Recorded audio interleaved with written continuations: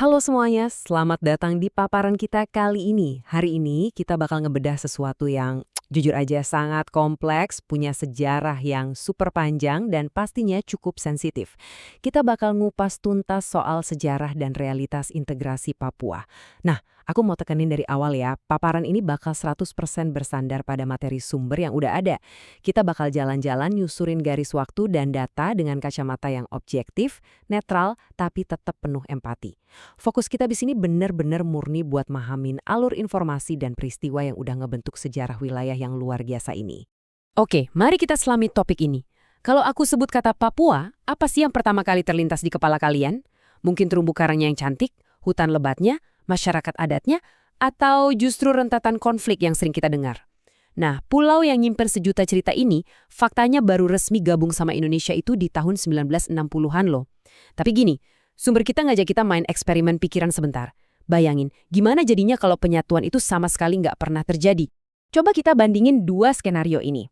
Tanpa Papua, rapor Indonesia di mata dunia bakal anjlok drastis. Kita bakal ngalamin kerugian ekologis dan ekonomi yang benar-benar masif. Tapi di sisi lain, sumber kita juga ngasih catatan yang bikin merinding. Kalau penyatuan itu nggak kejadian, tanah Papua mungkin banget, nggak bakal terlalu banyak diwarnai sama pertumpahan darah. Skenario bayangan ini seolah nampar kita sama realitas kelam yang nyatanya harus ditanggung sama tanah Papua selama ini, yaitu kekerasan yang dari tahun ke tahun kayaknya nggak ada habisnya. Biar lebih kebayang seberapa berharganya wilayah ini, coba deh kita sadari data keanekaragaman hayatinya. Kalian tahu nggak, flora dan fauna di Indonesia itu ibarat kebelah dua sama rata. 50%, ya separuh dari total seluruh hewan dan tumbuhan di negara kita, itu murni cuma berasal dari Papua doang. Gila kan? Ini angka yang benar-benar fenomenal untuk satu wilayah tunggal. Jadi, poin krusialnya adalah hampir sepertiga dari total kawasan hutan di Indonesia itu letaknya ada di Papua. Sepertiga! Angka ini bukan cuma sekedar statistik di atas kertas ya. Ini adalah pilar raksasa yang nopang paru-paru negara kita, bahkan paru-paru dunia. Kebayang nggak sih kerugiannya kalau Indonesia sampai kehilangan sepertiga wilayah hutannya? Keseimbangan alam kita pasti bakal goyah banget. Terus kalau ngomongin cuan atau sisi ekonomi, bobot wilayah ini juga nggak kalah bikin melongo. Papua itu ibarat rumah buat situs-situs tambang raksasa kelas dunia. Sumber materi kita, nyatat nih, dari satu perusahaan tambang aja, Papua bisa nyumbangin salah satu pendapatan dalam negeri yang paling gede buat negara. Saking gedenya, kalau dana ini tiba-tiba hilang, pemerintah kita bakal benar-benar kelabakan cari sumber pemasukan lain. Nah, fakta ini nutup ya eksperimen pikiran kita soal betapa besarnya pertaruhan ekonomi dan ekologi di atas tanah ini. Sekarang, mari kita putar waktu ke belakang, ngeliat gimana sih sejarah penyatuan ini benar-benar kejadian. Bagian pertama, awal mula perjuangan. Di sini kita bakal geser dari pengandaian tadi, masuk ke realitas sejarah yang sesungguhnya. Kita telusuri garis waktunya ya. Setelah ratusan tahun dijajah, tanah Papua itu awalnya sempat dibagi jadi 3 wilayah. Nah yang unik tuh, waktu Indonesia awal-awal merdeka, para bapak bangsa kita aja masih debat, masih beda suara soal apakah wilayah ini harus diajak gabung atau enggak. Tapi beberapa ahli sejarah nyebutin kalau presiden pertama kita, Bung Karno, emang punya ambisi buat nguasain sumber daya vital di sana. Pas banget, di era 1950-an, ilmuwan-ilmuwan Belanda nemuin potensi tambang luar biasa, yang sekarang kita kenal sebagai salah satu cadangan emas dan tembaga terbesar di muka bumi. Penemuan raksasa inilah yang akhirnya memicu perebutan wilayah, sampai meledak jadi operasi militer di era 60-an. Perebutan ini nyatanya nggak lepas dari bidak catur politik dunia waktu itu, alias Perang Dingin. Langkah pertama, Presiden Soekarno ngegelar operasi militer ke Papua, bawa 3 misi utama, dan tebak, ini didukung penuh sama bantuan dari negara-negara tirai besi kayak Uni Soviet. Langkah kedua, ngelihat Uni Soviet makin ikut campur, Amerika Serikat mulai keringet dingin dong, mereka panik.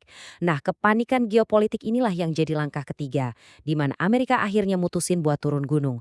Mereka ngintervensi langsung dan ngebantu Indonesia buat negosiasi sama Belanda. Hasil akhirnya, ketok palu, dibuatlah perjanjian dan kekuasaan atas Papua diserahin gitu aja ke pangkuan Indonesia.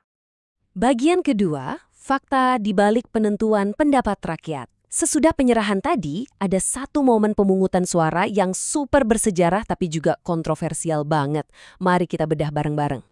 Acara ini dikenal sama yang namanya PPRA, singkatan dari Penentuan Pendapat Rakyat. Waktu itu, PPRA ini dipromosiin ke publik sebagai sebuah proses demokrasi yang ideal. Katanya sih, ini ngasih kesempatan langsung buat rakyat Papua buat nentuin nasib mereka sendiri. Mau gabung sama Indonesia atau enggak? Nah, apa yang benar-benar menarik dari bagian ini adalah fakta-fakta yang ditemuin para ahli soal praktiknya di lapangan. Berdasarkan sumber yang kita kaji, ternyata proses ini diwarnai banyak banget manipulasi. Para ahli nemuin kalau masyarakat Papua itu sempat diiming-imingi hadiah. Gak cuma itu, audiens yang ikut voting ternyata dipilah-pilah secara sengaja. Jadi intinya yang boleh ngasih suara itu disaring, dibatasin, cuma buat segelintir kelompok minoritas yang emang dari awal udah pro-Indonesia. Ujung-ujungnya, walau mungkin banyak akar rumput yang sebenarnya nggak setuju, hasil akhir PPRA ini meresmikan Papua sebagai bagian sah dari Indonesia. Tapi, proses voting yang syarat manipulasi tadi ninggalin luka yang dalam banget di hati masyarakat. Luka inilah yang akhirnya numbuhin benih-benih kelompok pemberontak di Papua. Tapi sedihnya, kemunculan kelompok-kelompok ini malah sering dipelintir. Mereka terus-terusan kena stigma dan dilabeli sebagai pihak yang murni berbahaya, yang secara nggak langsung justru nutukin akar ketidakadilan yang sebenarnya bikin mereka berontak dari awal. Bagian ketiga, operasi militer dan tragedi.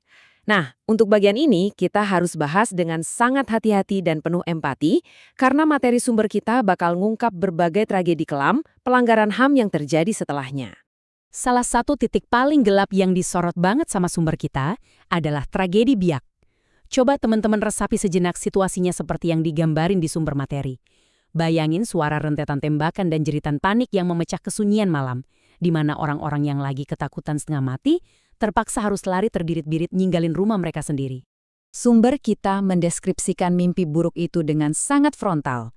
Dikatakan berlari ke pelabuhan, dipaksa berlutut, berdarah karena tembakan, komat-kamit meminta ampunan, dan banyak yang berujung menjadi mayat. Ini bukan sekedar cerita sejarah aja. Ini adalah realitas kemanusiaan yang sangat-sangat tragis yang pernah menimpa saudara-saudara kita di sana. Dan fakta yang mungkin paling bikin kita nyesek dari sejarah ini adalah tragedi Biak itu bukan satu insiden yang berdiri sendiri, bukan kebetulan belaka. Faktanya, ada lebih dari 15 operasi militer yang udah dijalankan sama pemerintah di atas tanah Papua. Sebuah rekam jejak panjang dari konflik bersenjata yang benar-benar menguras air mata. Bagian keempat, harga dari sebuah eksploitasi. Dari kelamnya operasi militer di masa lalu, mari kita tarik garis ke masa kini. Kita bakal fokus ngeliat konsekuensi modern dari integrasi ini, terutama soal aksi korporasi dan hak-hak atas tanah. Dan ini secara brilian mengilustrasikan dampak ekonomi dan ekologi di era modern. Semenjak Papua resmi gabung, pemerintah tuh ngebuka keran lebar-lebar buat berbagai perusahaan yang sekarang udah menjamur di sana. Seiring berjalannya waktu, perusahaan-perusahaan ini butuh lahan yang makin luas. Ujung-ujungnya, tanah-tanah milik masyarakat adat pun dirampas. Kita nggak lagi ngomongin sepetak dua petak tanah ya. Ini jutaan hektar hutan dibabat habis. Dan eksploitasi gila-gilaan ini masih terus berlanjut sampai detik ini kalian dengerin paparan ini. Tapi harga mahal dari eksploitasi ini nggak cuma dibayar pakai pohon tumbang atau tanah yang dikeruk. Merujuk ke materi sumber, ada nyawa manusia yang dikorbankan. Dan dampaknya sangat menghancurkan. Konflik lahan ini sering banget berujung hilangnya nyawa masyarakat adat. Ada yang harus ngejalanin sisa hidupnya bawa trauma yang sangat berat. Dan yang paling bikin miris, ada yang harus bertahan hidup sebagai korban kekerasan seksual. Ini adalah biaya manusia, human cost yang kelewat mahal. Pada akhirnya, kita benar-benar harus balikin fokus kita ke sisi kemanusiaan rakyat Papua. Dengerin baik-baik, Papua itu bukan cuma etalase flora dan fauna eksotis, bukan sekedar ladang tambang yang nilainya triliunan, dan pastinya bukan sekedar arena tembak-tembakan. Di balik semua angka statistik dan konflik itu, Papua adalah sebuah rumah. Rumah hangat buat masyarakat adat yang udah napak dan hidup di sana selama ribuan tahun lamanya. Di balik riuhnya geopolitik yang kita bahas dari tadi, ada rasa keadilan, ada harga diri manusia yang terus-terusan digeser dan dikesampingkan. Yang mana, hal ini ngebawa kita ke satu pertanyaan penutup yang nyilet banget dari sumber kita hari ini. Di tengah ironi yang begitu tajam, antara kekayaan alam yang melimpah ruah dan penderitaan masyarakatnya yang begitu dalam, kapan Papua berhenti dieksploitasi oleh saudaranya sendiri? Sebuah pertanyaan tajam yang ngundang kita semua buat nggak lagi cuma ngelihat sejarah dari kacamata angka atau peta geopolitik, tapi benar-benar dari hati dan kacamata kemanusiaan. Makasih ya udah ngikutin paparan kita dari awal sampai akhir. Sampai jumpa di paparan berikutnya.